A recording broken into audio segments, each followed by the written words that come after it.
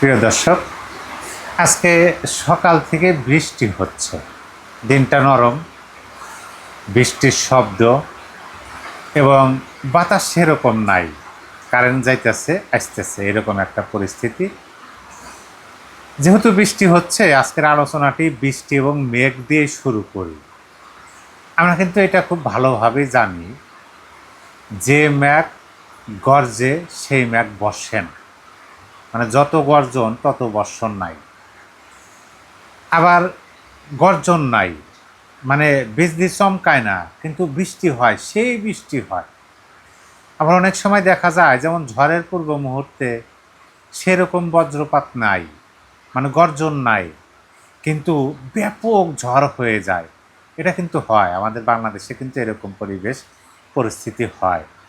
সংক্ষেপে বললে, যে মেঘ গর্জে সে মেঘ বর্ষে না। আমরা এই বাংলার রাজনীতিতে কত গর্জন দেখলাম, কত হুঙ্কার দেখলাম, কত লম্প ঝম্প, কত কি দেখলাম। মাইক ভাড়া করে অটোর উপরে লাগিয়ে সেই অটোর ছাদে উঠে আবার বলতে বলতে শুরু করা, তাও আবার শক্তি প্রয়োগের মাধ্যমে, বল প্রয়োগের মাধ্যমে। সেভেন সিস্টার্স তারা নাকি খেয়ে দেবে, তারা নাকি সেভেন সিস্টার্সের 7 বোনকে আলাদা করে দেবে এবং সেখানে যে উগ্রবাদী আছে তাদেরকে নাকি আশ্রয় দেবে, দিয়ে প্রশিক্ষণ দেবে, এই ধরনের হুঙ্কার দিয়েছে না। চিকেন নেক, চিকেন নেক নাকি তারা দম বন্ধ করে দেওয়ার মতো পরিস্থিতি করবে, এরকম হুমকি ধামকি দিয়েছে। আমাদের মধ্যে যারা দেশপ্রেমিক, বাংলাদেশের পক্ষের, মুক্তিযুদ্ধ স্বাধীনতার পক্ষের মানুষ, তারা বারবার বলছে যে এই কথাগুলো বলা মানে হচ্ছে আমাদের দেশটাকে বিপদের মধ্যে ফেলে দেওয়া। কারণ আমরা তো জানি তাদের হ্যাডম, তারা কি করতে পারে, তাদের কতটুকু করার মতো সক্ষমতা আছে। কিন্তু একেবারে দানবের মতো বিশাল একটা শক্তিধর পরাশক্তি যাকে বলা হয়, সেই রাষ্ট্রকে আমাদের ছোট্ট একটা রাষ্ট্র তার বিরুদ্ধে উস্কে দেওয়া, এটা কিন্তু আমরা নিজেরাই একটু ভয়ের মধ্যে ছিলাম। তবে আশার বাণী হলো যে না, তারা রাষ্ট্রের উপর ক্ষুব্ধ হন নাই, মন ক্ষুণ্ণ হন নাই। তারা শুধুমাত্র স্পেসিফিক সেই সমস্ত ব্যক্তির বিরুদ্ধে ক্ষুব্ধ এবং ক্ষিপ্ত বলা যায় হয়েছেন। আপনারা দেখেন, নাম বলতে তো হবে না, কারা কারা ওই সমস্ত বক্তব্য দিয়েছেন। আজকে তাদের গলা কেন শুকিয়ে যায়, পাল্টা বক্তব্য কেন তাদের আসে না? এই তো গত পরশুদিন আমরা কি দেখলাম, জনাব অমিত শাহ, তিনি কোথায় আসলেন? একেবারে বলতে গেলেন নাকের ডগায় পশ্চিমবঙ্গে আসলেন, চিকেন নেকের কাছাকাছি, একেবারে কাছাকাছি। সেখানে এসে তিনি কি বললেন, যে তোমরা চিকেন নেক খেয়ে দেবে, এই ভূমি কি তোমার বাপ দাদার? বাংলা ভাষায় যদি বলি, এটা ভারতের জমি, এটা ভারতের অংশ, এটা ভারতের মাটি, এখানে কেউ হাত বাড়াতে পারবে না। তো সত্য, দুটো লাইন বলে দিলেন, অনেকের গলা শুকিয়ে গেছে, যায় নাই। আচ্ছা, পাশাপাশি আপনি যদি শেখ হাসিনার প্রথম দেশে ফিরে আসা বা দেশের অভ্যন্তরে আসার যে বক্তব্য, কথাটি বলেছিলেন, টুস করে ঢুকে পড়ব, আমি দেশের খুব কাছাকাছি আছি, টুস করে ঢুকে পড়বো, এই কথা বলেছিলেন না শেখ হাসিনা? তখন এই কথা নিয়ে কত জনের কত রকমভাবে হাসি তামাশা, হাস্য রস তৈরি করা আমরা দেখেছি, যে টুস করে ঢুকে পড়েন, আমরা টুস করে আবার আপনাকে পাঠিয়ে দেব, এই ধরনের বক্তব্য কিন্তু দিয়েছেন অনেকে। কিন্তু তিনি কি বোঝাতে চেয়েছেন, আর এরা কি প্রচার করেছেন?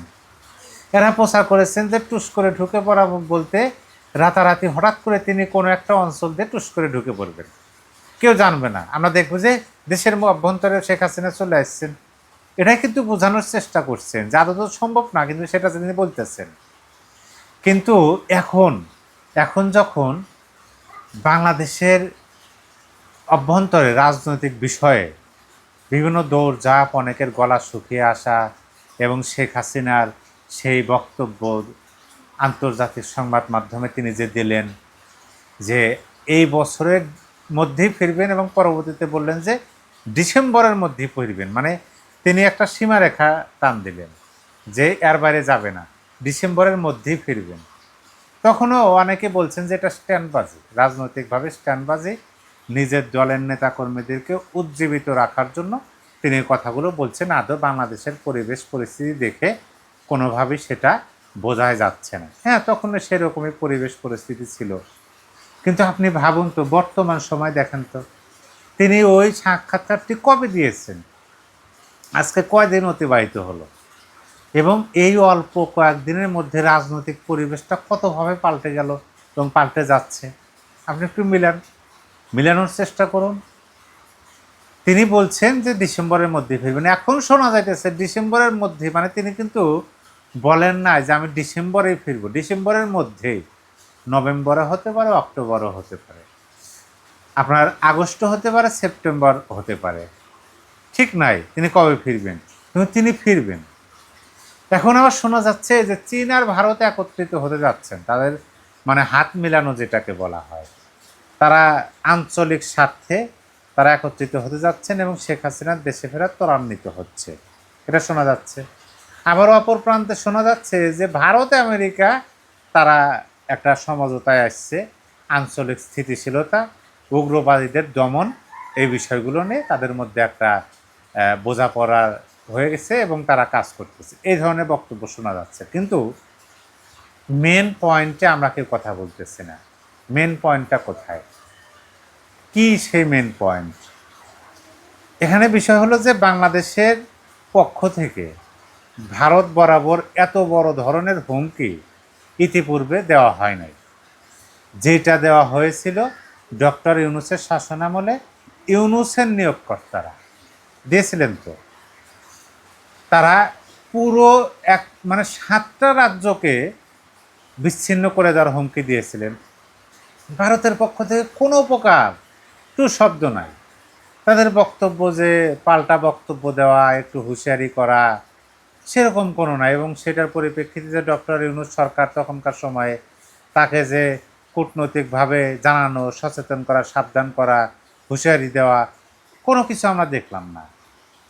তবে ভারতের প্রধানমন্ত্রী নরেন্দ্র দামোদর দাস মোদী, তার একটা বক্তব্য আমি শুনেছিলাম। এই যখন পশ্চিমবঙ্গের নির্বাচন হয়ে গেল, বিজেপি জয় জয়কার হলো, শুভেন্দু অধিকারী এখন তো মুখ্যমন্ত্রী, তারপরে তিনি কলকাতায় এসে বলেছিলেন যে কাজ শুরু হয়ে গেছে, এই বাংলায় তো হলো, ওই বাংলায় কাজ শুরু হয়ে গেছে। তিনি কি করবেন এখানে আসেন, মূল পয়েন্টটা এখানে। তিনি কি বাংলাদেশ দখল করবেন, বাংলাদেশের রেজিম চেঞ্জ করবেন? না। কিন্তু এই বাংলাদেশে বসবাস করা, এই বাংলাদেশে চলাফেরা করা, রাজনীতি করা যে সমস্ত ব্যক্তি বা গোষ্ঠী বা সংগঠন তার দেশের জন্য হুমকি স্বরূপ,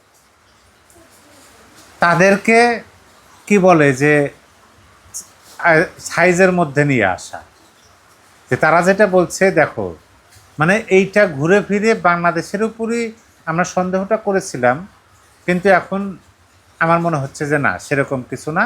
শুধুমাত্র দেখেন সেই কথাগুলো কারা বলেছিলেন, মুখে যাই বলুক না কেন, প্রকাশ্যে আমরা যাদেরকে বলতে শুনছি, তারা মুখে মুখে যতই দেশপ্রেমের কথা বলুক না কেন, কিন্তু প্রকৃতপক্ষে তো তারা ৭১-এর বিপক্ষের শক্তিদেরই গর্জন আমরা শুনেছিলাম।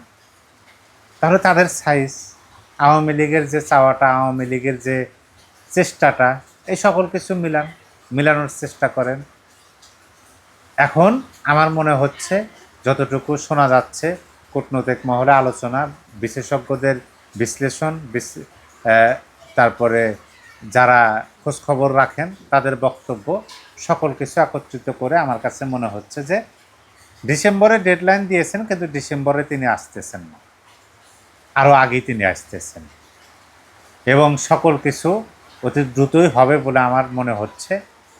এবং তিনি আসবেন, আর তিনি পা দেওয়া মাত্রই দেশে কী হতে পারে, বিশেষ করে দেশবিরোধী যারা আছেন তাদের কাঁপাকাঁপি, গলা শুকিয়ে ওঠা, এগুলো দেখলেই বোঝা যায়। প্রিয় দর্শক, এ বিষয়ে আপনার কিছু বলার থাকলে কমেন্ট বক্সে লিখে জানিয়ে দিতে পারেন।